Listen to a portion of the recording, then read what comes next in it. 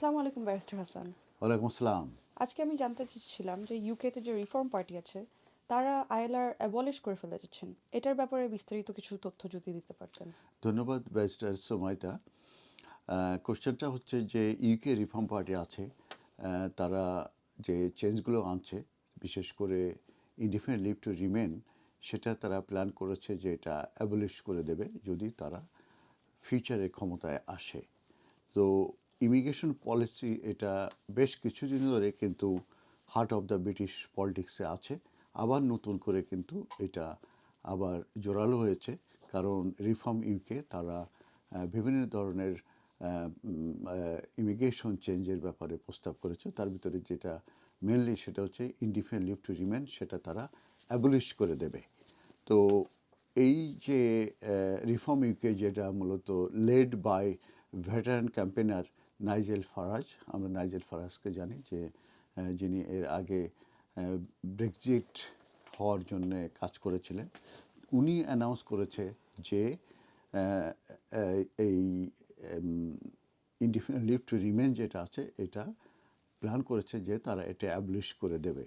এবং indefinite leave to remain in the UK কিংবা settlement, যেটা সম্পর্কে আমরা জানি যে এটা অ্যালাউ করে থাকে অসংখ্য মাইগ্রেন্টদেরকে to settle permanently in the United Kingdom, এবং যেটা সাধারণত আফটার 5 ইয়ার্স অফ লফুল রেসিডেন্সের পরে তারা কিন্তু এটা পেয়ে থাকে। তো এই প্রপোজালটা ফান্ডামেন্টালি রিশেপ করবে এই রুলসকে, under which the migrants live and work in Britain, এবং সেই ক্ষেত্রে কিন্তু রেজ হবে significant legal and administrative question.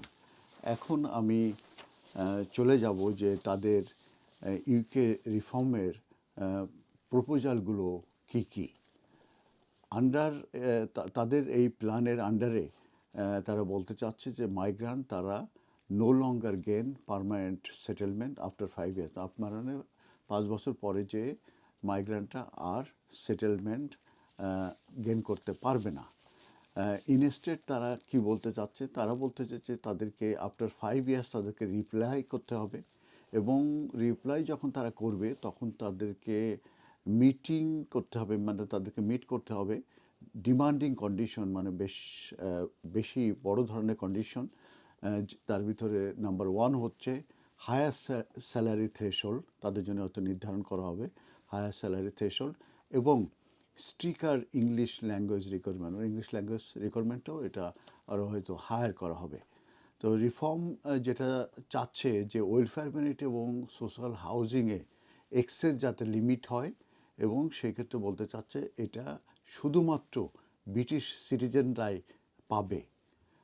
এবং এটাও তারা ক্লেম করছে যে এই যদি ব্রিটিশ সিটিজেন ছাড়া অন্যদেরকে যদি এই ওয়েলফেয়ার বেনিফিট এবং হাউজিং এক্সেস না দেওয়া হয়, সেই ক্ষেত্রে যে তারা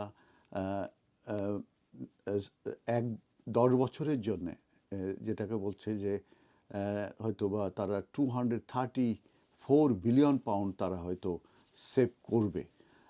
ইন্ডিপেন্ডেন্ট ইকোনমিস্ট কিংবা গভর্নমেন্ট মিনিস্টার তারা কিন্তু এই যে সেভ হবে 234,000 বিলিয়ন পাউন্ড, এটার ব্যাপারে তারা ক্রিটিসাইজ করেছে, এবং তারা বলছে যে এই সেভিংসটার হয়তো ফিগারের ব্যাপারে সঠিক নয়, এবং এটা আনভেরিফাইড এবং লাইকলি ওভার স্টেটেড। আর আরও কিছু আসপেক্ট আছে যেগুলো তারা পরিবর্তনের ব্যাপারে বলছে। তার ভিতরে বলছে যে তারা রেট্রোস্পেক্টিভ স্কোপ যেটা আছে সেটা তারা ইমপ্লিকেশন করবে। তার মানে তাদের পার্টি ইন্ডিকেটেড করছে যে তারা নিউ রুল যখন ইন্ট্রোডিউস করবে সেটা মূলত তাদের উপরে অ্যাপ্লাই করবে যারা already living in the UK, এবং যারা অ্যাপ্রোচিং করছে এলিজিবিলিটি ফর আইলার, মানে আইলার হওয়ার কাছাকাছি আসছে, তাদের জন্য যদিও বা তারা কোনো ট্রানজিশনাল অ্যারেঞ্জমেন্টের ব্যাপারে কোনো কিছু বলেন, এটা আনক্লিয়ার হয়ে গেছে। সেকেন্ড যেটা হচ্ছে স্পেশালাইজড ভিসা রুট তারা ক্রিয়েট করতে যাচ্ছে, লাইক এন্টারপ্রেনার্স, ইনভেস্টর্স এবং roles experiencing acute skill shortage. আর এমপ্লয়ার হায়ারিং ফ্রম ওভারসিজের ক্ষেত্রে বলা হচ্ছে তাদেরকে ইউকে ওয়ার্কারদের সঙ্গে ট্রেনিং নিতে হবে। আর সিটিজেনশিপের কথা বলা হচ্ছে যে minimum qualifying period for citizenship যেটা এই মুহূর্তে 5 ইয়ার্স আছে, সে ফ্রম এই মুহূর্তে যেটা 6 ইয়ার, এটা ইনক্রিজ হবে এবং সেটা ইনক্রিজিং ফ্রম 6 to 7 ইয়ার্স, এটা যেটা এই মুহূর্তে 6 ইয়ার্স আছে সেটা ইনক্রিজ হয়তো বা 7 ইয়ার্স হয়ে যাবে।